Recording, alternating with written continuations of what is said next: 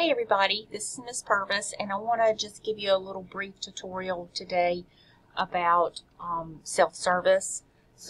A few things that I want you to know that I think will help put all this in perspective.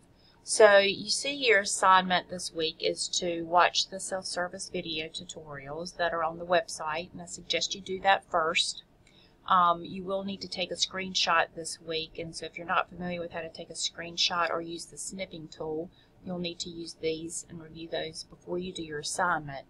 And then you have your assignment for this week. What I want you to understand is that self-service is not going to be that helpful if you don't have a bigger picture of what you're doing here at Beaufort.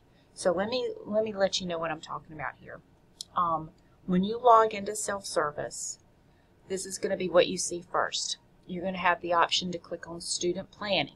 So click on Student Planning, and then you'll have the option to either go to My Progress or go to Plan and Schedule. The first thing I want you to do is go to My Progress. When you go to your Progress, you're going to see a section that says At a Glance at the top, and it'll have your cumulative GPA. It'll be listed over here. Obviously this has been whited out. Your institution GPA, majors, departments, all this information will be listed right over here on the right. What I want you to pay specific attention to is that you may be enrolled in more than one pathway or program of study. So just think of your program of study or your pathway as your plan. What are you here to earn? Are you here to earn an associate's degree, a diploma, a certificate? You need to know what your program of study or your pathway is. If you're not sure what that is, that's what you would talk with your counselor about, or your liaison if you're a high school student, or your advisor if you're a college student. So just underneath where it lists your pathway or your program of study, so for instance this student, their pathway is an AA, or that's an acronym for Associate in Arts. It might say AS here for Associate in Science. You may have more than one. If you do, make sure you note that. If it's more than one program, it will list it here. And then I want you to click on the Forward Over tab, and you can see your second program of study. You may have many more. You may have just one, but that's something that you're going to want to pay attention to. So, for instance, this student's program involves two pathways, her Associate in Arts and her Early Childhood Education Certificate. So you need to know that there's and you're going to learn a lot more about this, but for your assignment this week, I think it's going to be more meaningful if you understand the big picture. Each pathway or each program of study has its own requirements. It's called a curriculum flowchart, or you can think of it as a course checklist. It's just a list of the courses that are required in order for you to earn whatever your pathway is. So if your pathway or program is to earn an Associate in Arts, there's going to be a specific checklist or curriculum flowchart that tells you all the courses needed to earn your AA. There's also a checklist or a curriculum flowchart that shows all the courses that you need to earn a certificate in early childhood. Now, it may be that you might just be taking some classes just to kind of get the feel for college, and maybe you're not really pursuing actually obtaining your certificate or your diploma or your degree, but you're just taking some classes.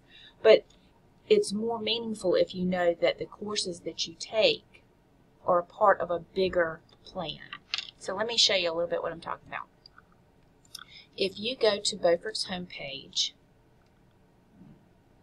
computer's moving a little slow here, and you, let me scoot this up just a second so you can see everything I'm seeing. If you click on Programs here in the top blue bar, and then I like to sort by division, so I click on that tab, you can see here's a list that you can use to get that course checklist or curriculum flowchart for any program of study that you are enrolled in. So again, remember, this student is involved in 2 programs. One, the college transfer pathway for the Associate in Arts. So she's going to need to know, if she's interested in actually obtaining that degree, what classes do I need? So we would click on Associate in Arts here. Click on Curriculum Flowchart. Open the document. And then this is the curriculum flowchart, or the course checklist, and it tells you exactly what you need to take, how many hours. I'm just kind of scrolling through this quickly. You're going to learn a lot more about this later on. But these are the courses that you need to take, and the amount of hours that you're going to need in order to obtain or earn your Associate in Arts. In addition to the Associate in Arts, this particular student wants to also earn their Early Childhood Education Certificate. So let's take a look. I'm going to minimize this. This is the Associate in Art curriculum flowchart. But let's go back and see if how the Early Childhood Certificate program is different. So there's a lot of early childhood programs here. I'm going to make sure that I choose the one that matches the program I'm signed up for. So my second program that I'm enrolled in is the Early Childhood Education Certificate program. So I want to make sure I click on the Early Childhood Education Certificate program, not the diploma or any other. So I'll click here. I'm going to choose the curriculum flowchart, open the document, and these are the courses that are required to earn my certificate in early childhood education. Okay, so it's kind of like a pick list. These are the courses that you get to pick from if you're in a particular pathway or program. So as you are learning about, I'm going to minimize all this and get back to your assignment. This was just kind of a quick overview for you. Let me get back to Blackboard. Oh my gracious. So for your assignment this week, goodness, when you're looking at the at-a-glance section and the requirements for your degree or major, I wanted to give you a bigger perspective on how all of this kind of works together. If you are a high school student, self-service is going to be a tool for you, and a very useful tool to help you plan and to see the kind of courses that you could take to complete a specific pathway or program. If you're a high school student, the actual registration process will be done through your liaison. That will either be Miss Stacy, Mr. Brandon, Mr. Steve, or Miss Amanda. But the actual registration process, your liaison will do for you. But you can actually use self-service to start thinking about how you're going to plan for what your goals are. So I hope this is helpful, and I hope that kind of puts self-service into perspective. For full college students, you're going to use self-service not just to plan, but to actual request a review from your advisor. And then once the advisor gets your request, they will review what you've planned, and then you, along with your advisor, will actually use self-service to register.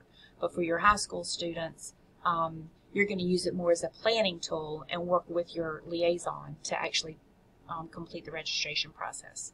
So anyway, just wanted to clear that up. I hope this was helpful. Again, if you have any questions about this week's assignment, don't hesitate to call. I hope you all have a great week.